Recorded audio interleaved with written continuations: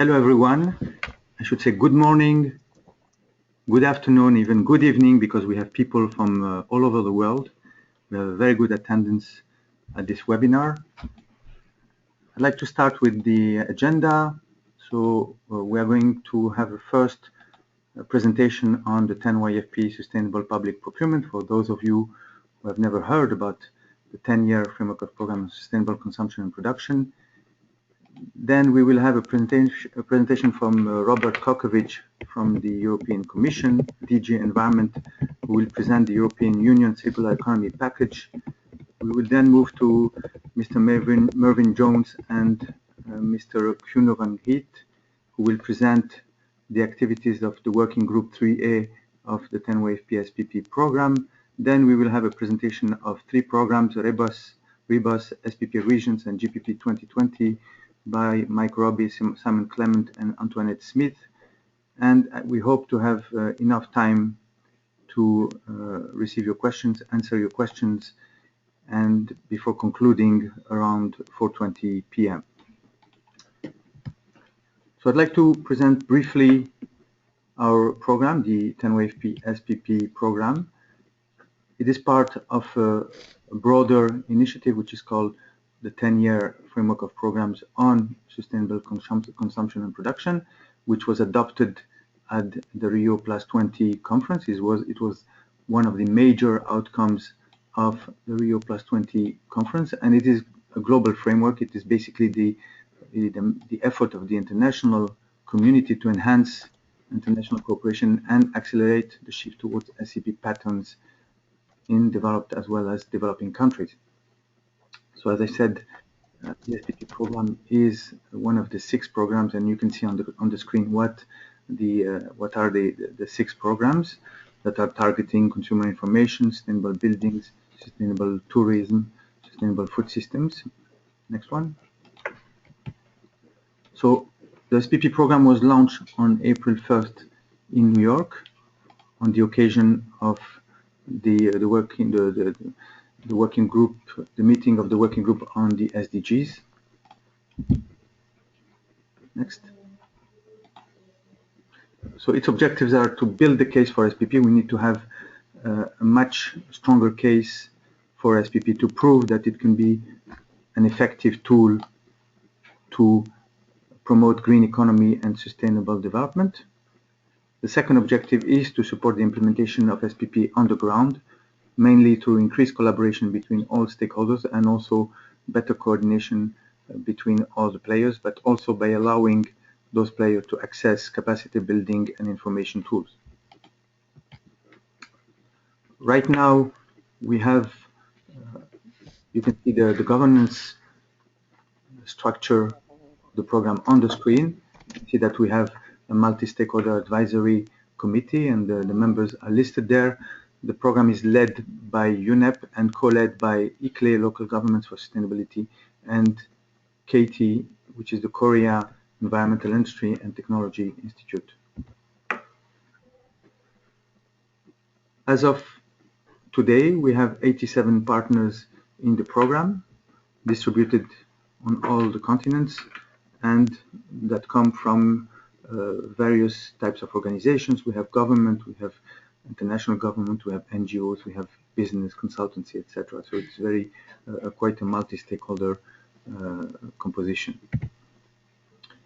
We have adopted recently our second work plan for the biennial 2016-2017, and as I said, one of the major objectives is focus on implementation, support to implementation of SPP.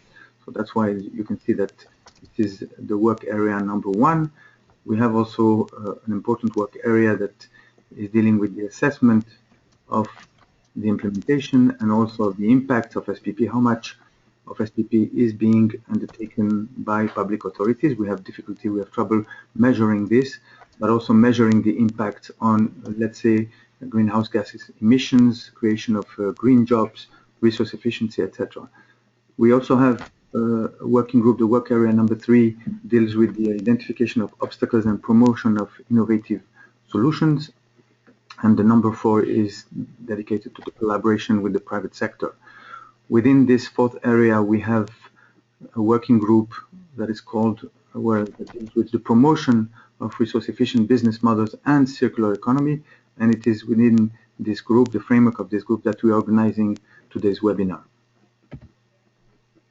So all the groups meet for, let's say, between 6 months and 1 year. Some of them are of a more permanent duration because they tackle important issues like the monitoring or the measurement of impact, and they regularly produce outputs. And you have on the screen some of the outputs of those working groups. You can see to the top left the output of the working group that is dealing with product service systems, which is the previous group that was, I mean, the group on the efficient business models. The predecessor of this group was dealing with product service systems and produced this report that you can see on the screen. All the reports are available on what we call the SPP Clearinghouse, and you have there the address for those of you who are not yet subscribed to the SPP Clearinghouse. This is for you a very good opportunity to access online resource databases, to have our recent publications, to be in contact with new partners, with the news on sustainable consumption and production, and you have a specific community dealing with sustainable public procurement. We also issue periodically newsletters on our program. The third one was in September, and the next one is coming up soon. So here is the information on the SPP Clearinghouse. More on that, but I'm going to save time for the sake of giving time to our colleagues and also making sure that we have enough time for the discussion. Okay, here are our contacts, those of my colleagues Anousheh and Irina, who are with me on the team here in Paris, and of myself. So don't hesitate to contact us, and also we welcome your application. We need to build this community, strengthen this SPP community, and I think the 10-way SPP community is will really suit your expectations in terms of having access to enough tools, to good tools, to practical tools on how to do SPP, and also exchange your knowledge with other members. Without further notice, I think we are going to move to the next presentation, and I think I give the floor now to Robert, sorry, for the presentation on the circular economy from the European Commission.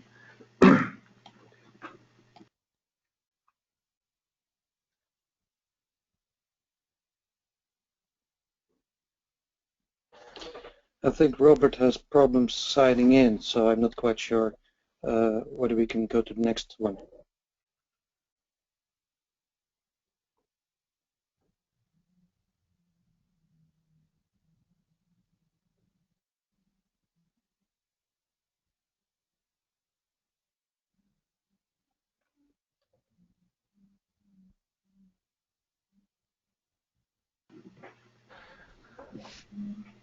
Just heard that a colleague of ours has been struggling to sign in because the session seems to be full, so it might have also happened to Robert as well. Yeah, you're right.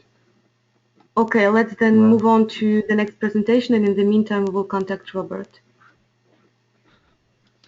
Okay, so the next presentation is, as Farid showed on one of the earlier slides, the preceding working group, which was the working group looking at product service systems, has produced a technical report.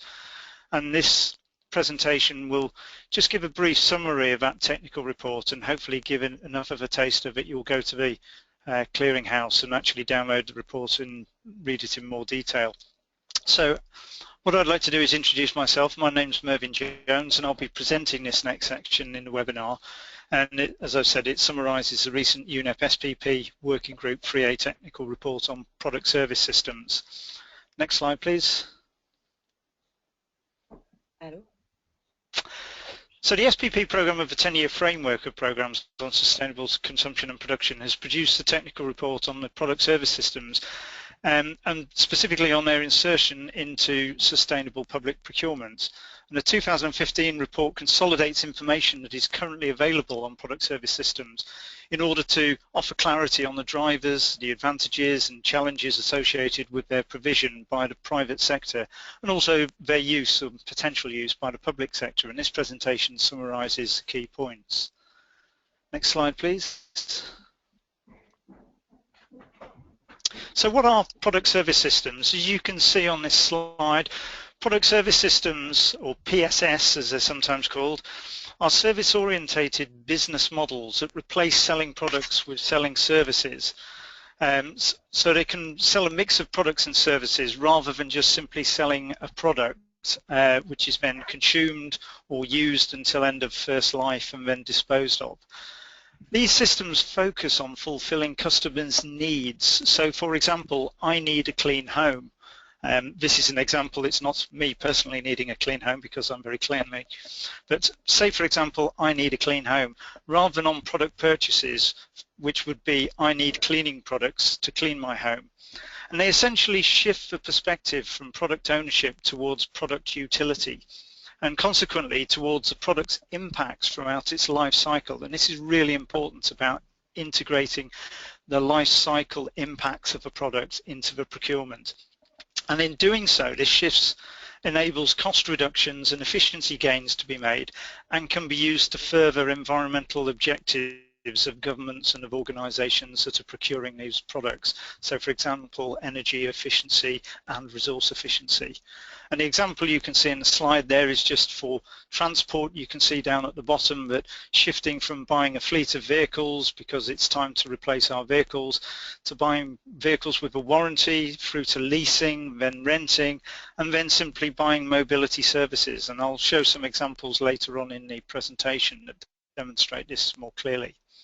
Next slide, please. So how do product service systems work? Well, the PSSs of product service systems realign the relationship between the suppliers and the customers by taking the product life cycle costs into account, as I've just said. In the case of PSS, the supplier often retains the ownership of and therefore the responsibility over more of a product life cycle. And this enables or incentivizes the supplier and the buyer to decrease both costs and also environmental impacts, because these become more aligned, as you can see in the little diagram in the slide. So instead of having conflicting incentives in the traditional model, the service model helps to align the incentives of both the service provider and also of the buyer. Next slide, please.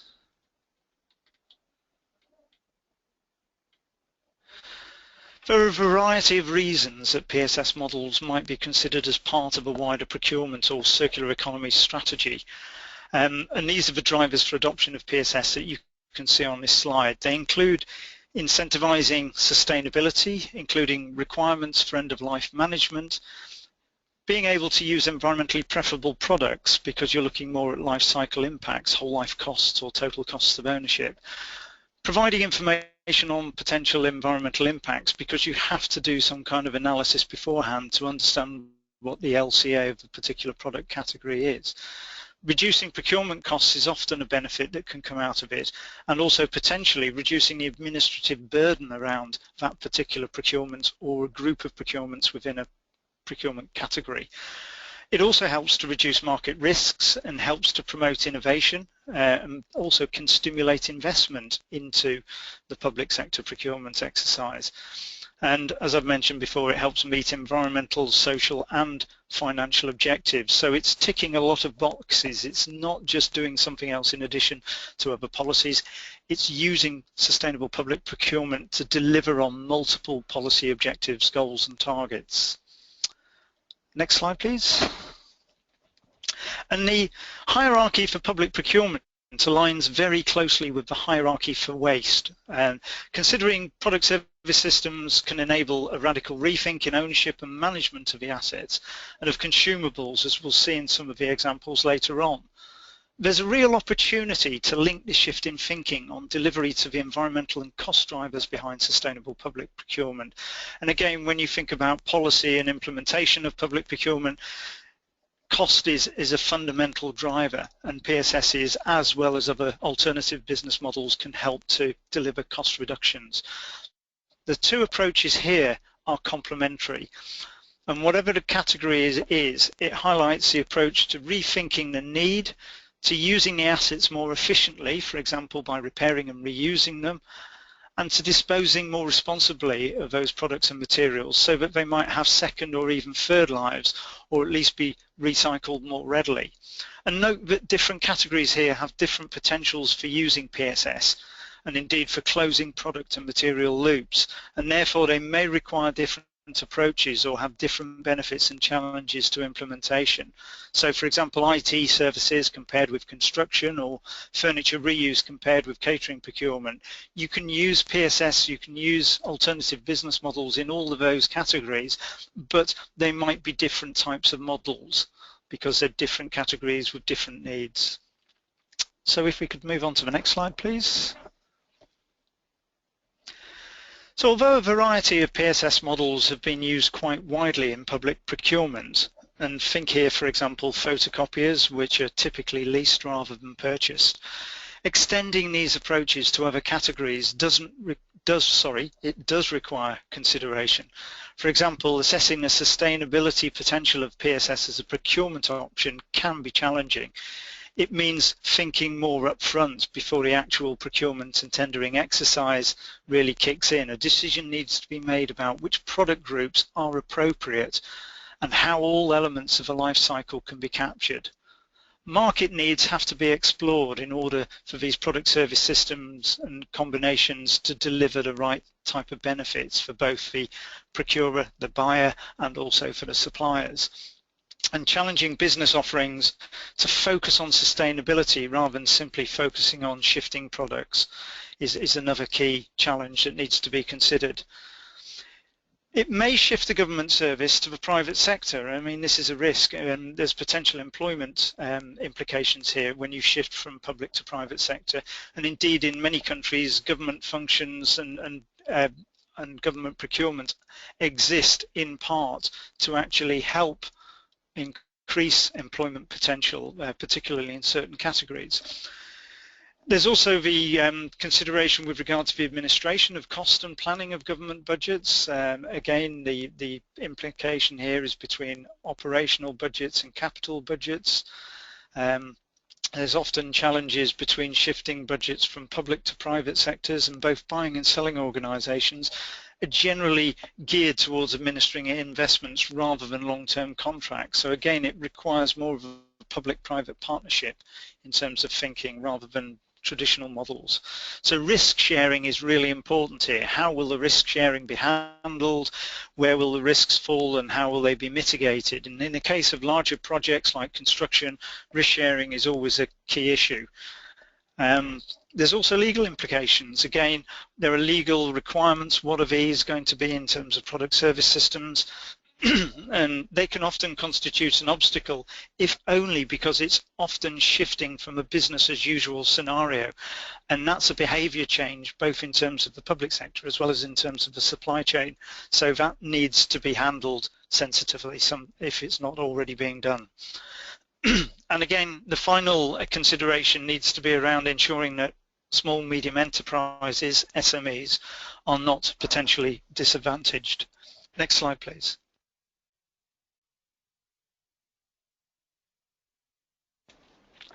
So what I'm going to do now is just give a few practical examples, and these examples are in the technical report that this slideshow is actually summarising. I think there's 7 examples in the technical report, but I've just pulled a few out to demonstrate how product service systems can work in different ways across different categories. So this example here is an example from Germany. In 2009, Bremen adopted a new car sharing action plan which aimed to combine previous achievements and to coordinate future developments, and car sharing was seen to be a really integral part of that. It would expand and become an integral part of Bremen's overall transportation system. The overarching goal has been to reduce the negative impacts of transport on the environment, and the specific aim was to encourage over 20,000 people in Bremen to become customers of a car sharing provider by 2020. And in order to do this, they developed an action plan. They identified using public fleet in terms of car sharing. And you can see on the screen there that there are a variety of different principles that have been used that promote both circular procurement, promote innovation and promote the use of footprinting to reduce CO2 limits. And in doing that, they've saved over 2,000 cars purchasing and being on the road with the associated fuel savings. That's over 2.3 million kilograms of CO2, and the average fleet limit has been reduced down to 130 grams of carbon dioxide per kilometre, and they've now got over 10,000 scheme members. So again, a really innovative approach from Bremen. Next slide, please. In the Netherlands, they use circular procurement and they use product service systems in a 2013 pilot launched with the aim of developing a more circular approach to carpeting and furnishing an office at the Central Transportation Management Office of the country's rail infrastructure provider, which is ProRail. The circular model involving reuse and remanufacture or recycling of end-of-life products also enabled the procurement exercise to take into account the use of existing furniture in the office. So out of about 250 desks, they were able to reuse around a third of those from the original stock, and the rest of it in terms of a pilot approach was taken in order to test the application of circular procurement as a procedure and learn as much as possible within the process. So as you can see in terms of the key benefits on the screen, in this particular example, because it was such an innovative pilot, it could and it did initially lead to a slightly higher cost than a traditional procurement method, but that was offset because the Dutch were using total cost of ownership and they were able to look at the life cycle impact benefits, and they were also able to look at social benefits. So again, when you're thinking about reuse and refurbishment, particularly reuse and repair, you're often incorporating local businesses, and you're often incorporating and creating more jobs in the reuse sector, so it can have significant social benefits. Total cost of ownership was a big consideration here, and PSS models typically require some form of LCA or whole life costing or total cost of analysis to determine the benefits and cost effectiveness of the approach. Next example, please. So again, another example from the Netherlands, looking very innovatively. Instead of procuring a town hall, which the municipality of Rummen needed in order to deliver its administrative function, they turned to a service provider, a Dutch company called Turn2, and they actually leased a temporary building on a 20-year lifespan. They did that because they looked at the life cycle costing benefits. The Turn2 model fits into the broader trend of PSS, or extended producer responsibility, which integrates the services into a product offering. And with the launch of a new town hall in the municipality, they delivered the first building conceived as a raw materials depot. So in effect, the municipality were leasing the space, and the building was just really a stockpile of construction materials that could be disassembled at the end of the building's life and could be used elsewhere in construction. Again, full details of this is going to be, well, they are available in the links that Farid showed you at the beginning of the slide set. Next slide, please. The final example I'll use is the one from the Georgia Regions Medical Center in the United States. Again, these are just to give a flavor of the examples across a variety of different categories and all around the world. You know, it's not just a European concept. This is being used by North American companies, is being used over in Hong Kong. It's PSS is used throughout a variety of different countries. And again, this was an example where the Georgia Regions Medical Center has teamed up with the private sector to enable more patient-centered approach to healthcare for the use of a managed service business model, instead of just simply buying assets and buying consumables and trying to manage it that way. And again, the fundamental bit behind this is the relationship here is working through a 15-year contract term to cost effectively design and deploy innovative patient care strategies. So a key element here is that the PSS model enables flexibility on both sides. So it enables the healthcare system and it enables a patient-centered approach to adapt to differing patient needs and healthcare needs throughout that 15-year period. So next slide, please. To summarise then, in terms of... Sorry, Mervyn, you have to wrap up.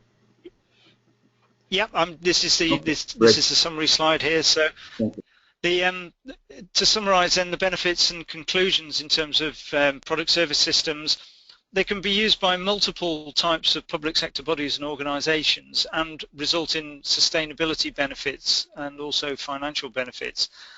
They're an innovative business approach that shifts the traditional focus from selling physical products to selling a mix of products and services.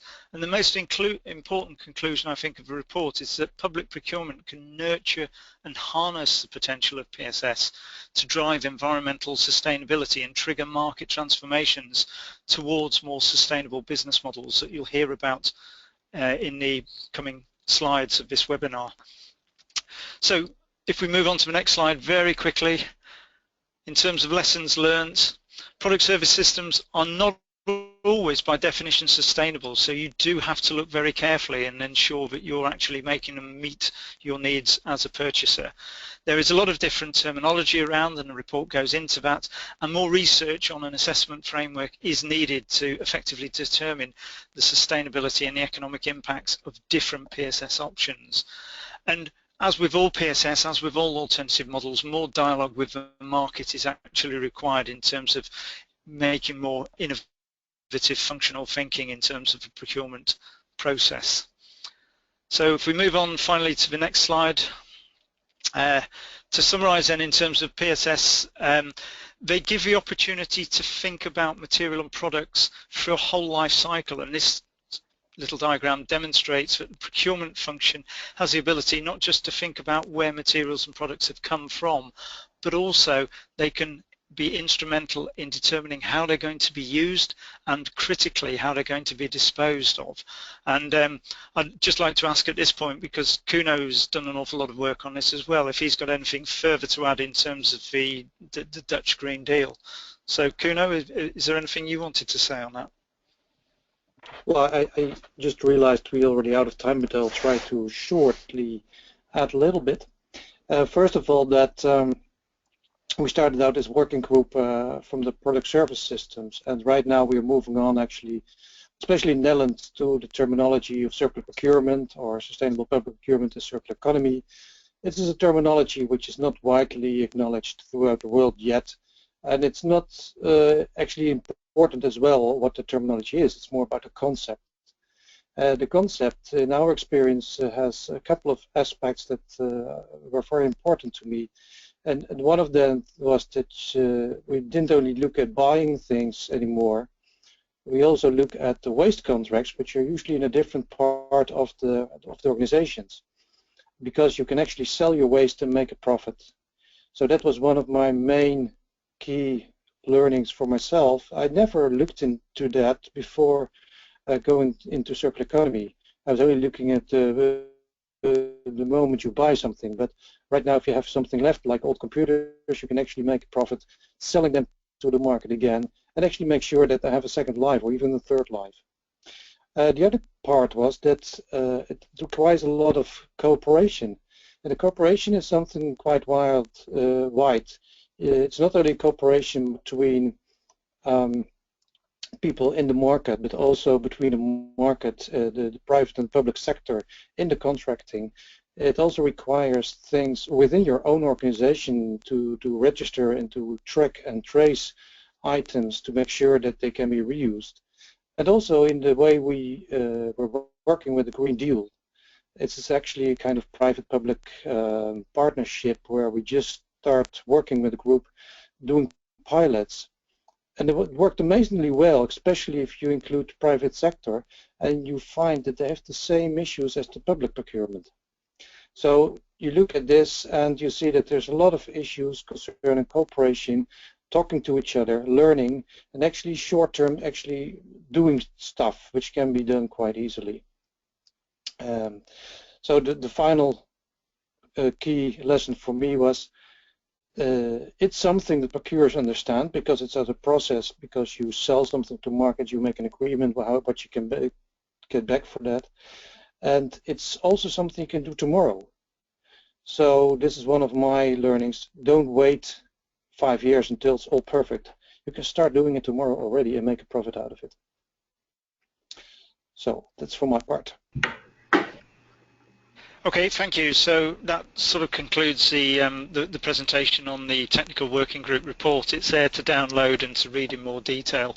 But good sustainable public procurement can influence the need, influence the design, the purchasing, and how the assets are disposed of. So thank you very much for your time. Thank you very much, Mervyn, for a very interesting presentation, and Kuno for your additional comments. You will find on the screen the contact details of Kuno and Mervyn, and now we're ready to move to the next presentation. Mike, are you available?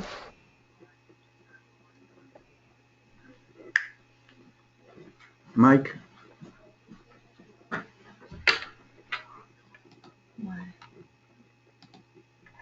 Mike, you're unmuted now. Huh? I guess you can go on.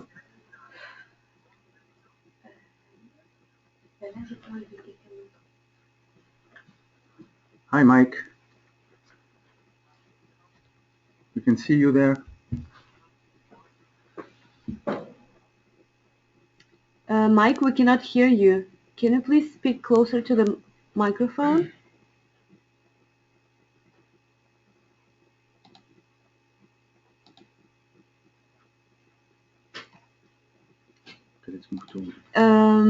You muted yourself, so try to unmute, please.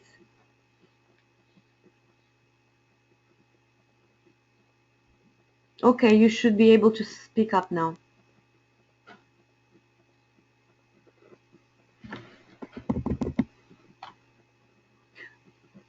Well, maybe we should move on to the next presentation. Yeah.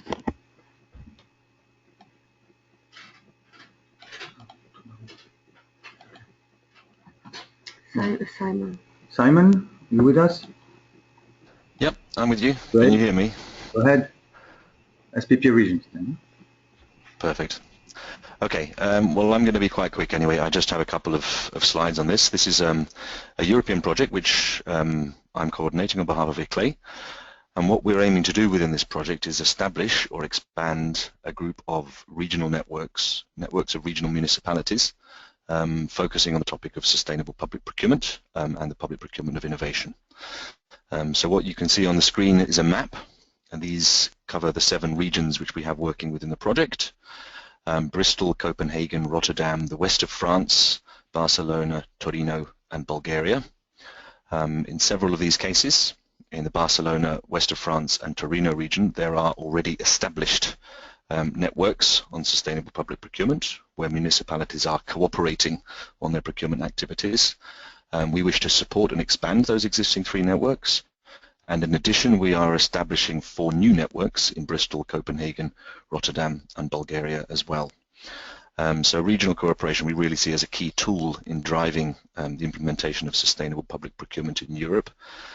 In particular, we're going to be in each region focusing on the launch of 6 eco-innovative tenders, which will be the result of cooperation between the partners in each of those regions. So this is what we're aiming to achieve with the project overall. If we could go to the next slide.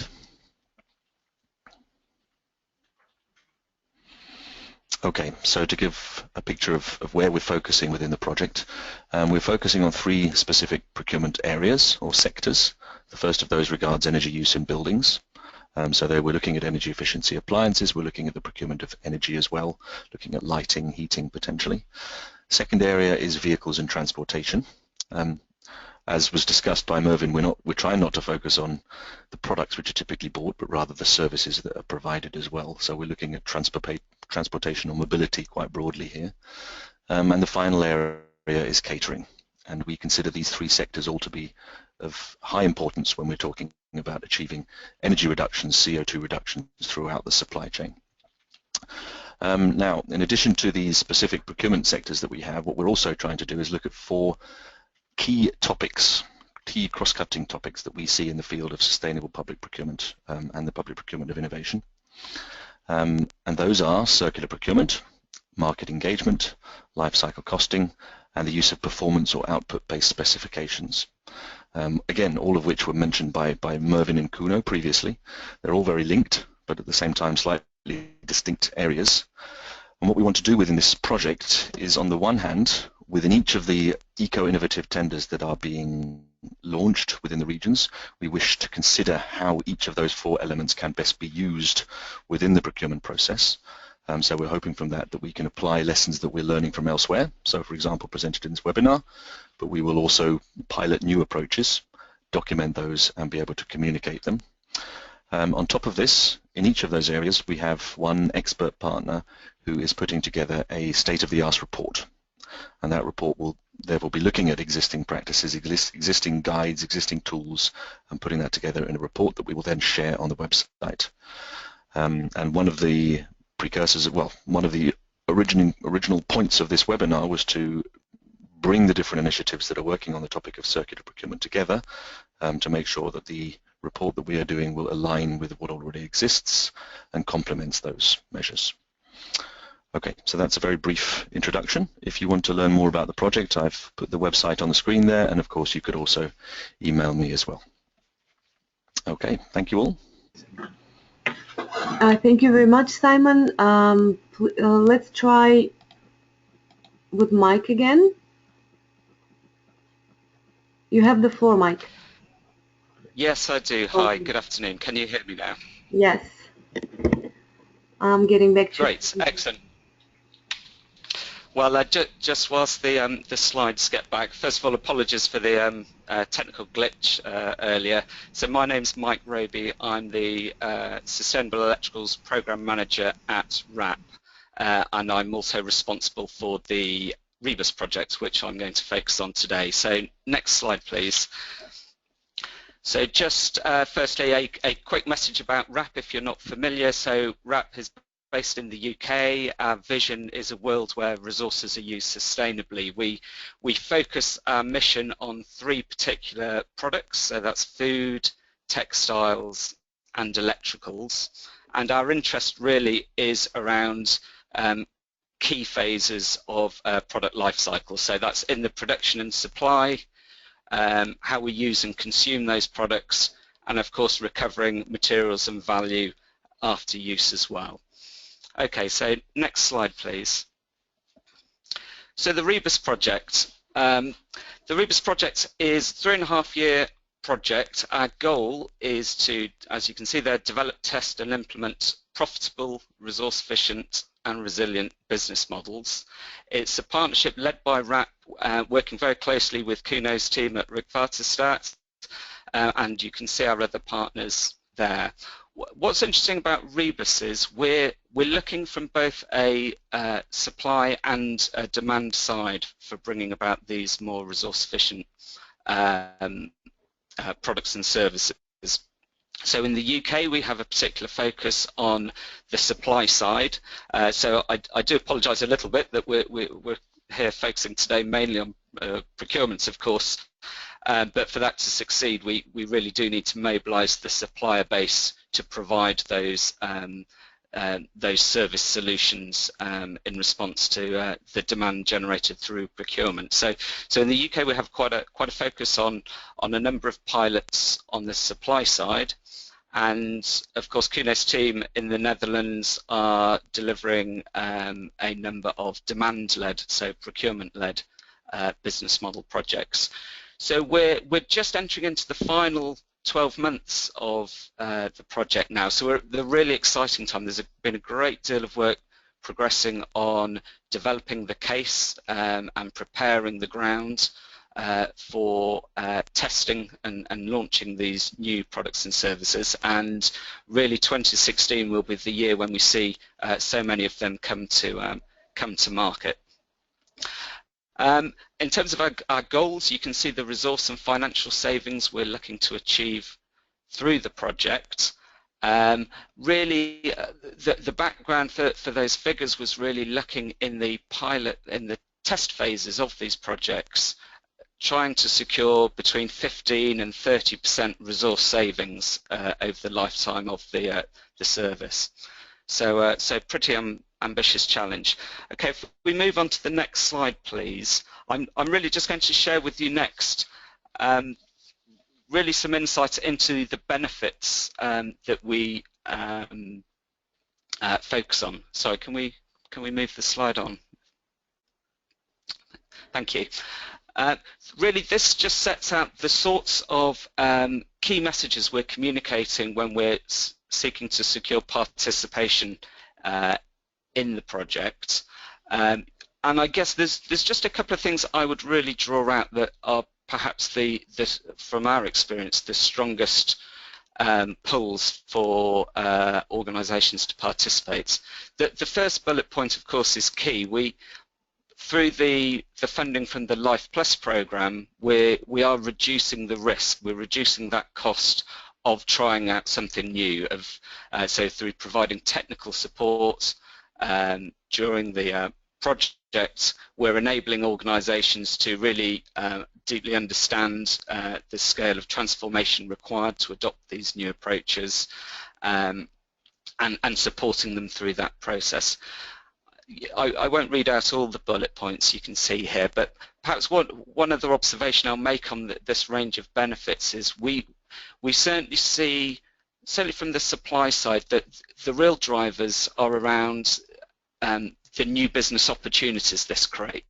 So the bullet developing new markets and new products is really a very strong draw into the project from the commercial sector, as you would expect. So those opportunities for sales and growth are a substantially stronger driver than the threats, those risks of for the future.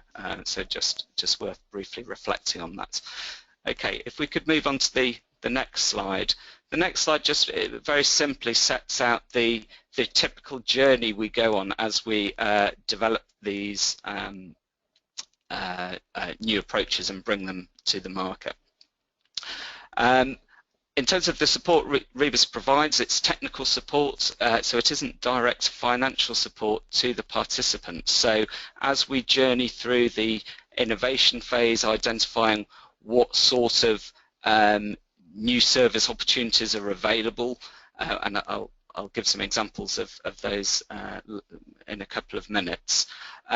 We then proceed through that initial feasibility testing of the ability to bring these new approaches to markets, and so on, journeying right through really to the fundamental challenge in the project is pulling together a full financial model, a full business case for launching the new product service into the marketplace. And of course that business case needs to be credible in its own right. We through the project we don't provide financial support to launch to launch a new procurement exercise or to launch a new service into the marketplace. The business case needs to be compelling enough for the participating organisations to invest their own time and their own money into adopting that approach.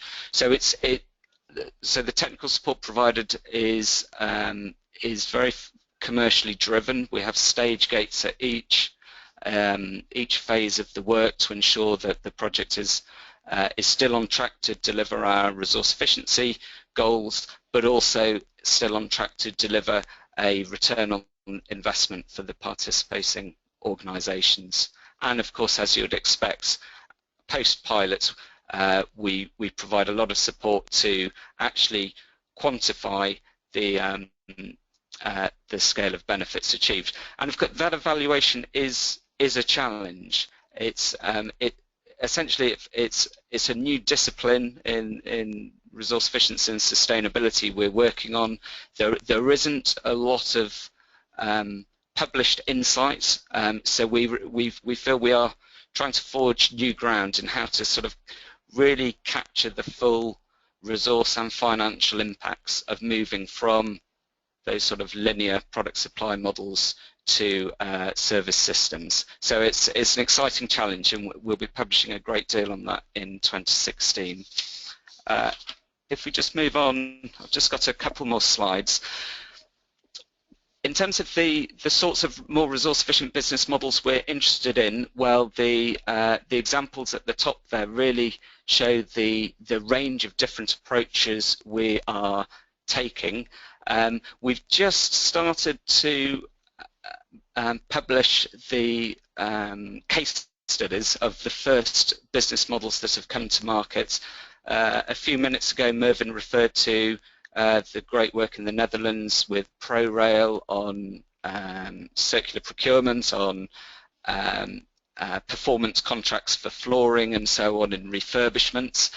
So I won't repeat that again here, but I've included a different example from the UK, which was launched last summer following support from the Reebus project, which is with Argos, which is a UK general retailer who, following development of the business model with RAP, Argos has now launched a gadget trade-in service where consumers can return their mobile phone or their tablet computer in exchange for Argos vouchers to be used in Argos stores. So obviously there's a strong commercial tie-in to the business of encouraging customers back into store to buy the latest generation of products, and of course for consumers it's also a convenient route for kind of safely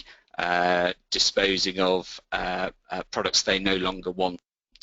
And of course behind the scenes the retailer has arrangements now with service providers who wipe clean the data and prepare those returned products for sale again.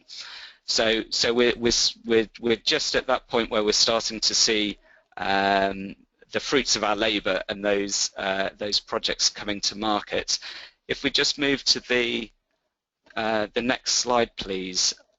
This slide really gives you an indication of the range of supply-side companies we're currently developing business models with.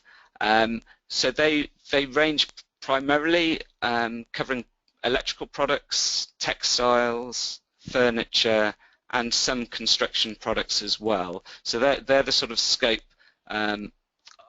of kind of product suppliers and service suppliers that we're currently working with. And as I said earlier, 2016 is really the year when we'll be market testing and implementing business models with the majority of the companies you can see here. So please do follow Reebus and register for our newsletter to keep up to date as these come to market. And in parallel, I hope Kuno has an opportunity this afternoon also to share, also through Reebus, the procurement projects that are proceeding in the Netherlands, also within Reebus too. So that's really everything I was going to say, so that I've just got one final thank you slide, but thank you for your time.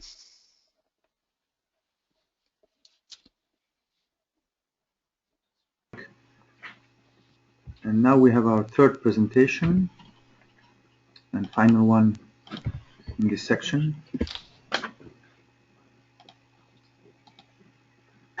And Antoinette, I hope you're on, and the floor is yours. Yeah, I'm on. I'm ready. Yes, please. Then please go ahead.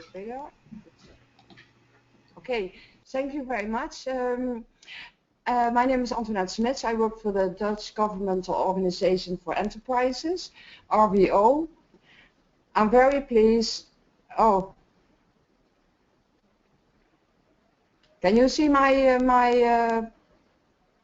my slide? Because my vision, I have no.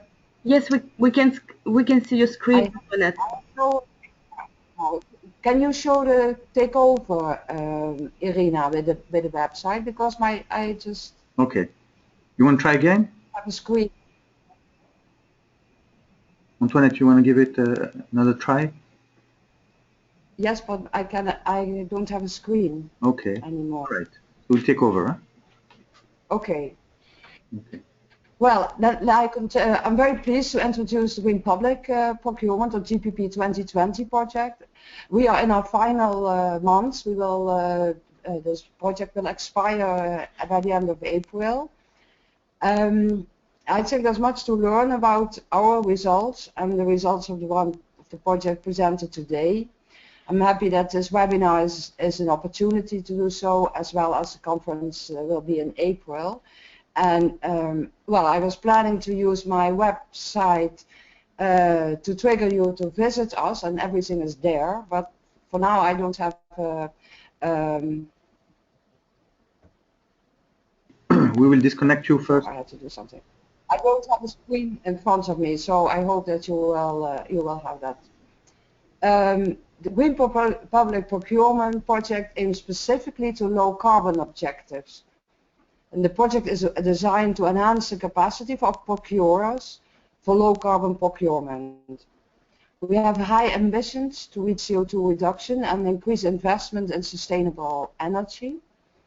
We strive to implement more than 100 low carbon tenders that will lead to direct CO2 savings, but also the capacity building program will lead to substantial savings in the future.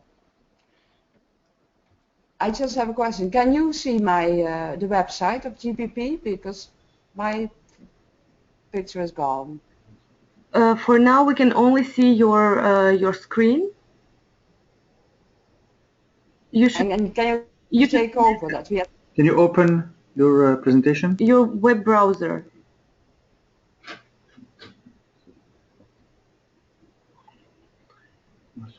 Yeah. This one? Antoinette, you wanted to show the web page live? Yeah, can you show it? Because it really will help. We cannot, because we gave you the presenters rights, so you should be able to do that. Well, anyway, I invite people to go to gpp2020.eu. I think we have a large variety of tender models in different sectors. We divided them in products, services, and works. And well, there's a brochure downloadable that gives an overview of all the tenders, and also have a calculation of the impact. There's video, there's information that, and I think that will contribute to the body of knowledge that we are building with initiatives such as yours. So that's one key factor in the project. Another one is training, and we train the procurers and we train the trainers. And by now we have implemented a large part of this project, of the part, obviously. And we get good evaluation of from the participants, and we use it as input for new training activities. And what we can see in the end, it's all about learning new behavior, and this requires a change from all actors involved. And we use new learning methods such as learning labs, community of practices.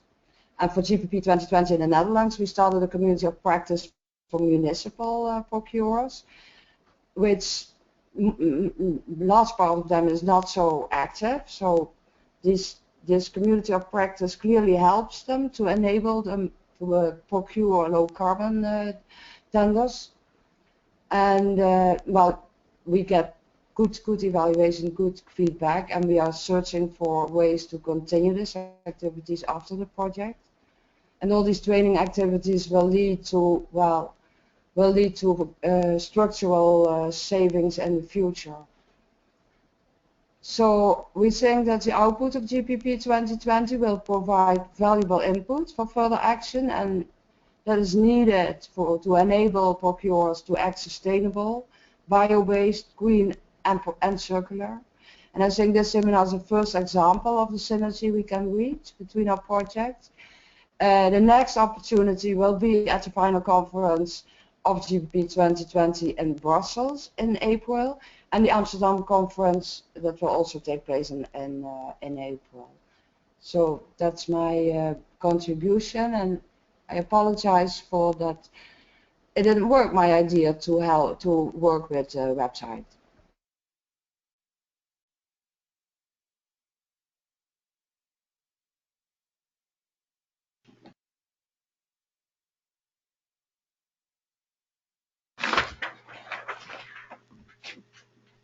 Okay, I think we're going to move to the questions and answers part.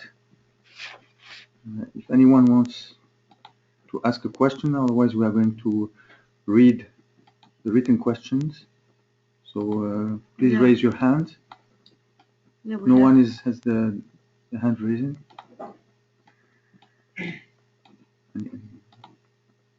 No, okay. So we have a question from. Okay, yeah, please. And then we're going to give the floor to Jashenko Marina.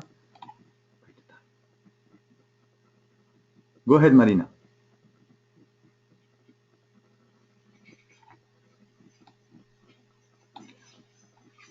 We unmuted you. You should be able to speak. Okay. Okay, let's. Then Basilio. Basilio, you can ask your question. Basilio, you're unmuted.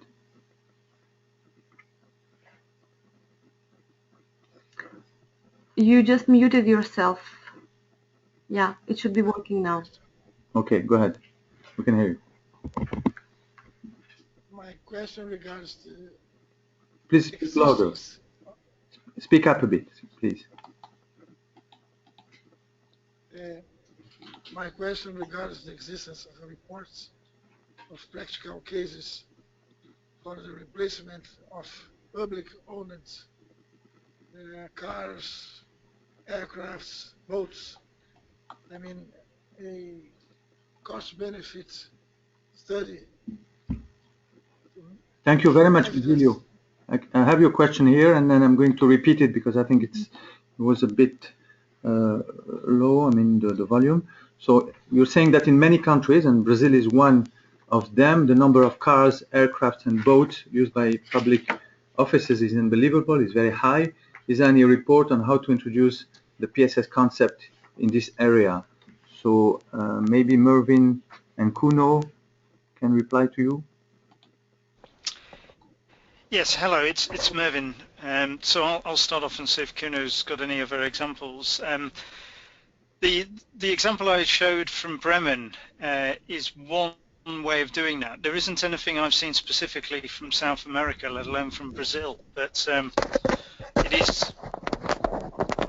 is possible to adapt the models, and you'd have to look at examples and undertake the total cost of ownership exercise yourself to see if it made sense. The examples that I know of are mainly around fleet, so cars as opposed to boats, but the principle is probably pretty similar. Those are available in the reports, and you can have a look at those, but also I'd recommend looking on the ICLE website because they've got a lot of case studies, and also on the SPP Regions, Green Public GPP 2020, which you can see on the screen at the moment. Kuno, have you got anything else to say? Yes, we have a couple of examples indeed in car sharing. There are more and more also virtual desks, virtual tools where people can share cars between each other, also from consumers, but also for the government.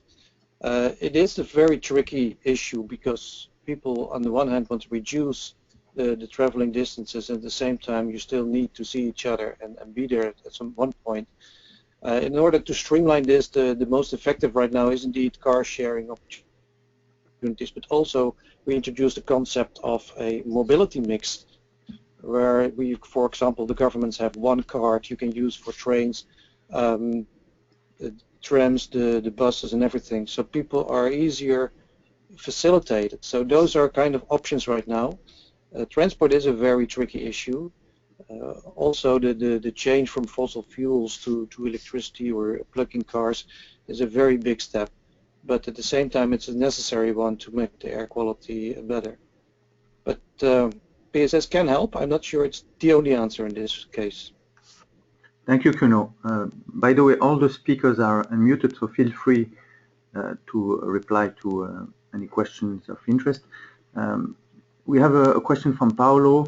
He's saying that he has learned that closing the loop depends upon the ability of congregating multi-industry groups in order to find solutions to common materials across different value chains, not only one particular chain. And he's asking, are these initiatives envisaged In his opinion, it should be encouraged. This is Paulo from Brazil. Anyone on this one? Yeah, I can start off with that, because in the UK, Mike Roby, who's also one of the speakers, works for a UK delivery body called REBus, the Waste and Resources Action Programme, and they've done an awful lot of work in terms of closing product and material loops in the UK.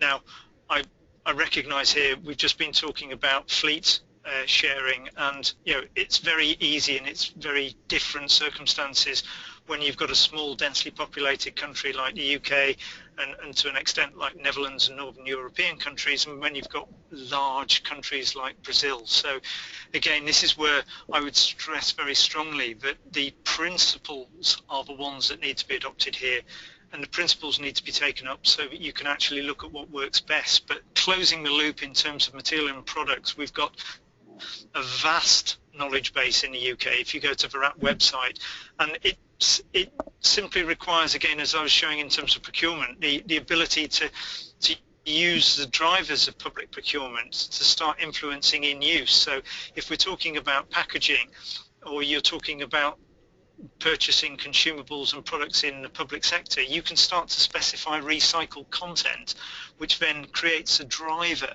for more recycling to occur both in the public and the private sector as a consequence of that. And again, the UK and all across Europe, there are multiple exemplars of how that's being done. Denmark's doing it fantastically well in terms of PET plastic. They get over 95% recycling of PET as a result of the drivers that they use. In the UK, we're up to about 60%. And it's really, it's really what works for the different countries. So there are great examples there to take forward, but look at how you use the processes relevant to your circumstances is my recommendation. Thank you. And another question from Paulo.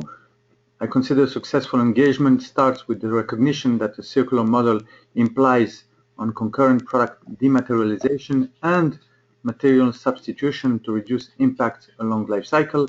How is your experience about this combined approach?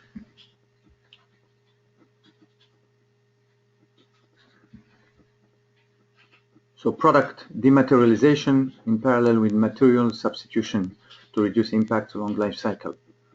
And he believes this should go hand in hand. I'd like to, it's a kind of abstract, that kind of thing. In my opinion, it's not only about dematerialization, and not everything can be replaced by something virtual, but of course there are a lot of materials that can be introduced that are a lot better in sustainability, that can be recycled easily.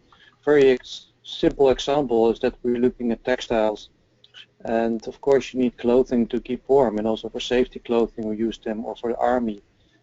And one of the things, if you want to reuse them and make them circular, you should be looking at using the same type of fibers and not all kinds of different fibers. Also ways to, if you want to recycle them later on, make sure how you can take off the buttons and those kind of things. So for me, the concept of circularity is already out there. It's just like looking at a little bit more close. What do you want to do with this stuff later on, and not just producing it for now?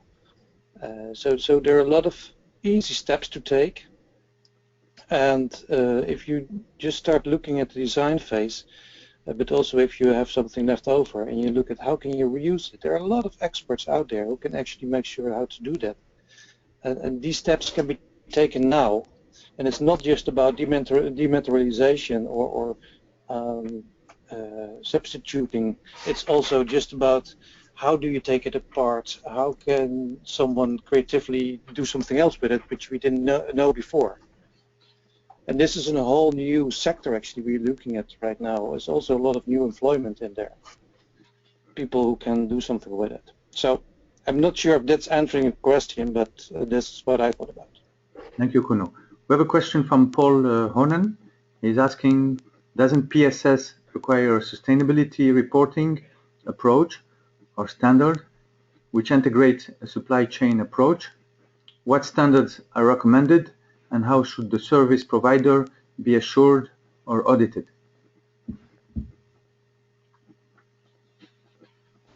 Well, I'll start on that. The report goes into this into a little bit more detail, but essentially one of the caveats that I put in the presentation is that unless you actually specify the requirements of the PSS, the Product Servicisation System, and you specify the right standards, you won't necessarily get them. So, caveat emptor, buyer beware. You've got to make sure that as a purchaser, you're putting in the standards that are relevant to you. There isn't a single international set of standards for PSS, and there's not even, as far as I know, in the United States, a set of national standards, because the circumstances vary so significantly from category to category. So you'd have to adopt the standards that are relevant to the particular products that the service system is looking to address.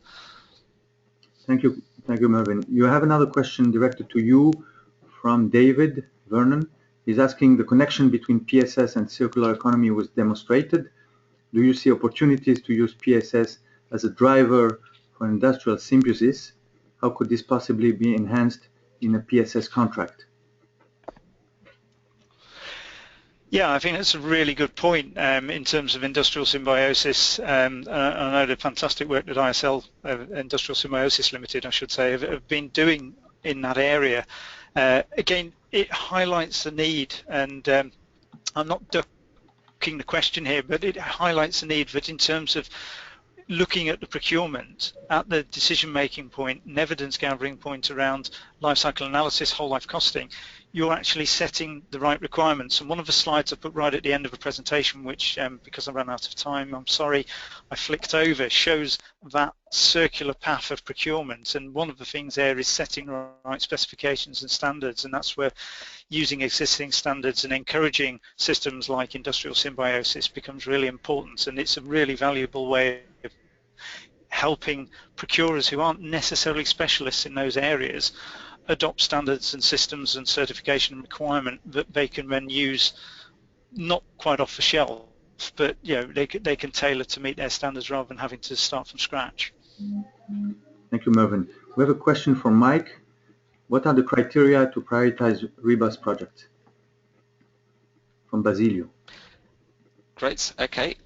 Well, in terms of how we've selected the projects, we have a certain priority products that we're focusing on. So I think I drew attention to electrical products, textiles, furniture, and construction products as the products we were most interested in focusing on.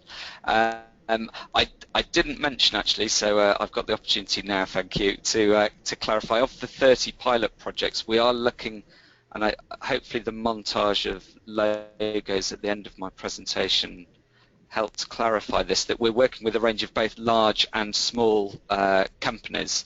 So we've wanted to demonstrate a range of different approaches. What we tend to find is the larger companies we're working with are perhaps making incremental steps towards more circular practice. So the example of the gadget trade-in is a good step in the right direction, but it doesn't solve all the problems in the world. Whereas many of the small businesses we're working with are really trying to pioneer product service systems right at the most challenging end of the spectrum of different business model applications. So in terms of our criteria, we've really wanted to cover a broad portfolio across those 4 products on a supply side and a demand side, large and small organisations, particularly in the Netherlands and the UK. Those really have been the criteria we've focused on. We're now in the final year, so our pipeline of projects is really quite full, and we're focused on getting those through to implementation as our main goal now, rather than looking to open up additional projects. But I hope that explains kind of the sorts of criteria we've used. Thank you. Can I a little bit? Go ahead. I'd like to add a little bit to that.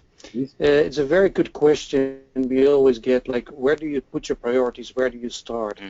And one of the things we focused at that we have two angles. The one is the one you really want because it has an high environmental impact. At the same time, we discover that it's sometimes easier to start with the small ones that are less risky and gives you a chance to actually experience how it works. For example, office furniture.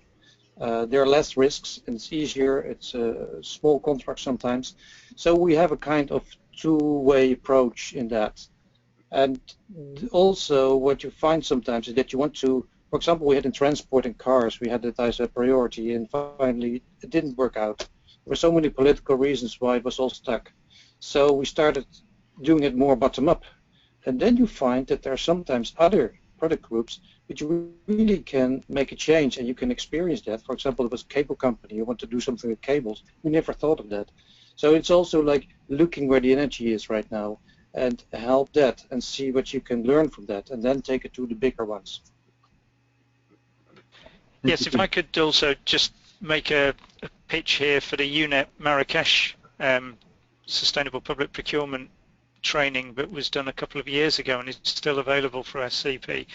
A number of governments have taken that up, and that involves going through a prioritization exercise, and this all links together that as Kuno and Mike have just said, it's a combination of what works best for the body, the procuring body. So if it's quick wins on the category that is coming up for a procurement exercise next versus one that is going to be a big environmental impact but is 7 years away, it has to be what's going to make most sense to that procurement body, and that's what that prioritization exercise at the UNEP Marrakesh approach enables public bodies to do. So if you've not seen all the material on that, again, go to the clearinghouse and have a look at the UNEP Marrakesh approach. Yeah, thanks, Mervyn, and I can tell you that we have refined this approach over the last 2 years because we have piloted it in now 15 countries all over the world, and we're learning as we're going. And as you said, the approach has to be based on the organization's priorities, but also on the country's priorities, but also on a number of other factors. So it's quite complex. It involves environmental, economic, social factors, but also life cycle costing, market availability of products, prices of products, etc. So, but I invite you, if you're interested, to contact us, and we'll be sharing with you our revised approach. I have another question for Mike. What methodology or protocol is the REBus project using to calculate reductions in GHG emissions? In terms of climate efficiency, how much of an improvement does the 20 KT reduction represent? In circular systems, allocating shares of GHG emissions to different actors in the circle is a particular challenge. How do you address that? And this is a question from David Vernon again. Right. Well, it's a very good question, and the short answer is this is one of the key purposes of the REBus project to develop and test a methodology for capturing effectively the impact of adopting these product service systems. I hope I referred to in my presentation that there isn't a lot published in this space at this stage, is certainly our understanding. Though of course from all the contributors to this webinar, I'm very keen to hear of experiences out there. We're very keen to learn from others and build on that. So we are doing a lot of work to develop our evaluation methodologies, and what is clear is that for each of the different types of more resource efficient business models we're testing, we need to apply slightly different methodologies. We've built our kind of product orientated database of impacts of different products. So that's based on published life cycle assessment and other product environmental data that's out there. And of course then we have to apply assumptions based on the the predicted scenarios for the take-up of the business models and the end destinations of the products that are handled through those.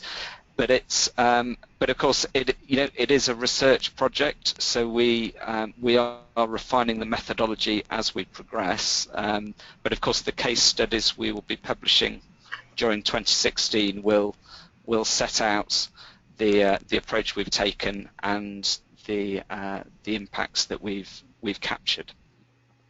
Thank you, Mike. Okay. If there's no one else, then I will ask you to respond to Paul, who is asking a key question. He's asking how to get around the fundamental market issues that resources and throwaway waste options are often too cheap. What new regulatory models are being explored? Well, sorry, Mike here. I can start answering that, and I'm very happy for the panel, the rest of the panel to contribute to this. I mean, it's a good question. Certainly, the approach we're pursuing is a market-led approach. So it's focused on the commercial opportunities. So we are concentrating our efforts where we can see there is both a resource and financial benefits of adopting these resource-efficient business models. So that they are the underlying assumptions in the projects we're taking forward, and of course we'll be testing whether that is achieved in reality as we evaluate the pilots. In parallel, one of our project partners in REBus, the Aldersgate Group, they have a particular specialism in trying to understand what are the potential policy issues that may be preventing faster and more widespread adoption of circular procurement practices, for example. In fact, there was just a workshop 2 weeks ago looking at this very subject with some of the REBus project participants to try and understand what potential regulatory barriers there might be. At the start of the project, we did think this was going to be a significant problem. For example, on things like the trade-in and the take-back of used products, would that create, would there be barriers around waste management regulations and definitions of waste and all those sorts of challenges? Actually, in practice, we haven't found those to be a barrier to progressing the work. So we had assumed we would find more regulatory and other policy issues, but at this stage, that's not been the case. Kuno, from your perspective, I don't know if you'd like to add to that. Well, there's a little bit. We found that if you convert your contracts, for example, in take-back or lease construction, the companies are actually going to think about how they can improve the quality, because if they do not improve it, the quality goes down for them, and they have the problem. So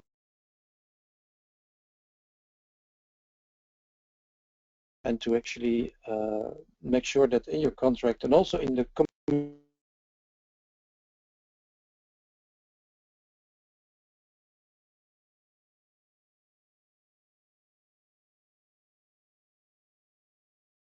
enables countries again to utilize different mechanisms, different policies to deliver it, and again using business to actually think about preventing waste is a really crucial part of that, because where business can prevent waste, not only is that a saving to the purchasing body, but also in the supply chain. Reducing wastage means that the costs of operation, the costs of production are actually lower, and therefore potentially their margins go up. So adopting that waste hierarchy principle and thinking about waste prevention works financially as well as environmentally in terms of benefits for the supply chain as well as for the procuring body and for the national policy.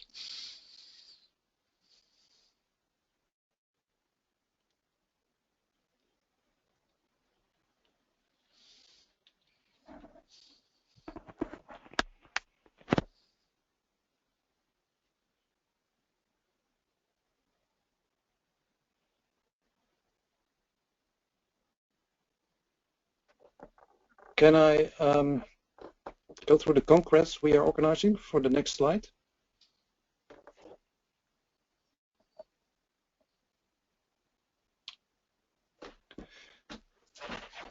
Irina or Anusha, can we go to tell something about the congress on circular procurement? Can you pull up the next slide for that?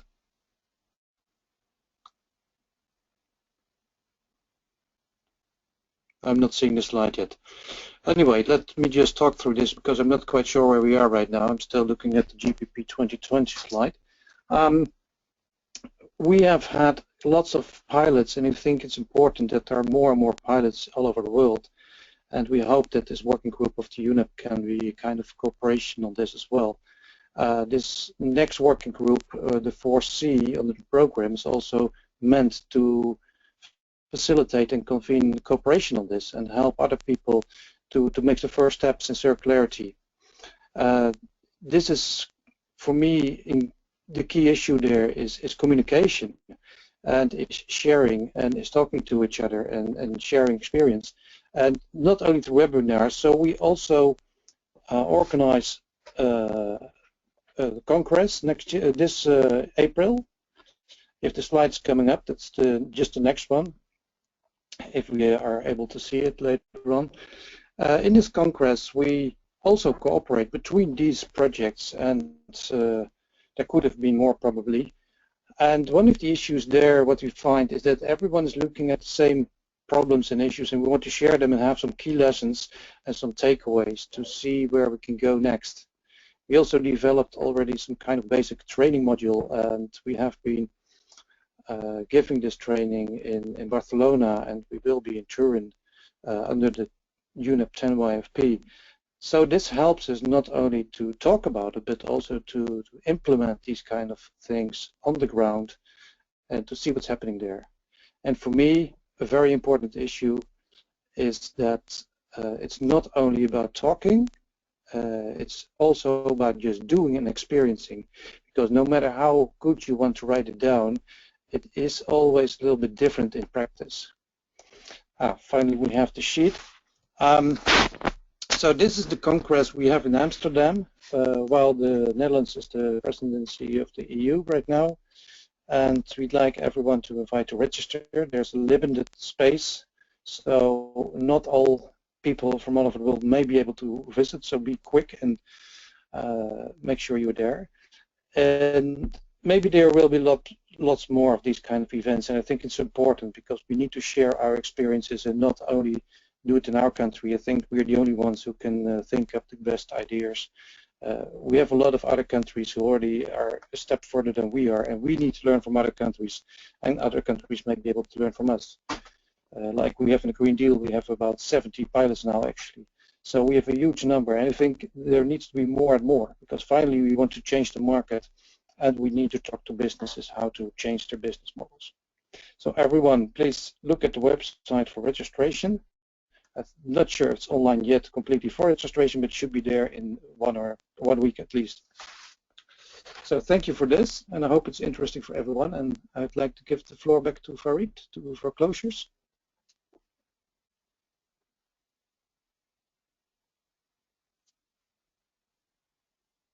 Can I then just take the opportunity to draw your attention to the final GP 2020 conference? It will be in the April 19 at the SPP Catalunya Europe in Brussels. So thank you for giving me this opportunity. If you go to the next slide, you can see a little bit about the partners and the program of the Congress, by the way. Yeah, and if I could just add on to that, we are currently trying to find a way to bring the participants from Brussels to the Netherlands. So those two events are designed to be working in parallel with participants joining. We are looking actually at the bus to take them to Amsterdam. Exactly, yeah. We didn't include the karaoke yet, but we might.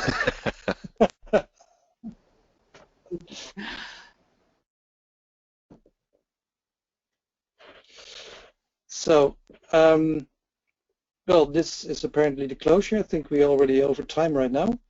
And I'd like to thank everyone and for some very good questions and discussions. It's always too short. That's the limitation. That's the limitation of a webinar. And I really hope to see people more somewhere else in Europe to discuss further. So thank you very much. And any questions or demands, just go online.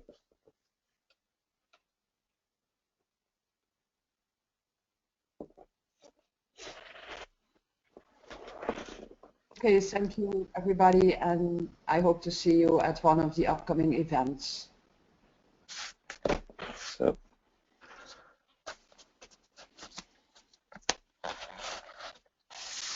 Yes, just to add that these slides will be available. UNEP are very good at making the slides available and circulating those around to the delegates. So if you could leave, thank you for attending the webinar on UNEP's behalf. And have a good evening, afternoon, or day ahead, wherever you are. Thank you.